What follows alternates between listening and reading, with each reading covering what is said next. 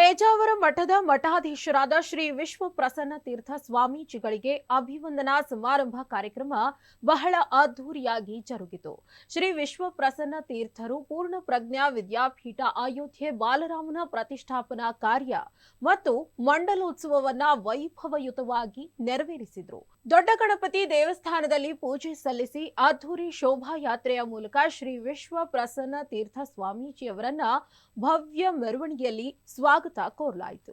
ಅಭಿವಂದನಾ ಸಮಾರಂಭದಲ್ಲಿ ಶ್ರೀ ವಿಶ್ವ ಪ್ರಸನ್ನ ತೀರ್ಥ ಸ್ವಾಮೀಜಿರವರು, ಬೇಲಿ ಮಠದ ಶಿವಾನುಭವ ಚಿರಮೂರ್ತಿ ಶಿವರುದ್ರ ಸ್ವಾಮೀಜಿಯವರು, ನಿವೃತ್ತ ನ್ಯಾಯಮೂರ್ತಿ ದಿನೇಶ್ ಕುಮಾರ್, ಬಿಜೆಪಿ ರಾಜ್ಯಾಧ್ಯಕ್ಷರಾದ ಬಿವೈ ವಿಜಯೇಂದ್ರ, ಅಭಿವಂದನಾ ಸಮಿತಿ ಅಧ್ಯಕ್ಷರಾದ ಅರವಿಂದ ಲಿಂಬಾವಳಿ, ಶಾಸಕರಾದ ರವಿ ಸುಬ್ರಹ್ಮಣ್ಯಯ್ಯ, ಸಿಕೆ ರಾಮಮೂರ್ತಿರವರು, ವಿಧಾನ ಪರಿಷತ್ ಸದಸ್ಯರಾದ ಟಿಎ ಶರವಣ, ಬಿಜೆಪಿ ಪಕ್ಷದ ಮುಖಂಡರಾದ ಸುಬ್ಬ ನರಸಿಂಹರವರು ಭಾಗವಹಿಸಿದ್ರು.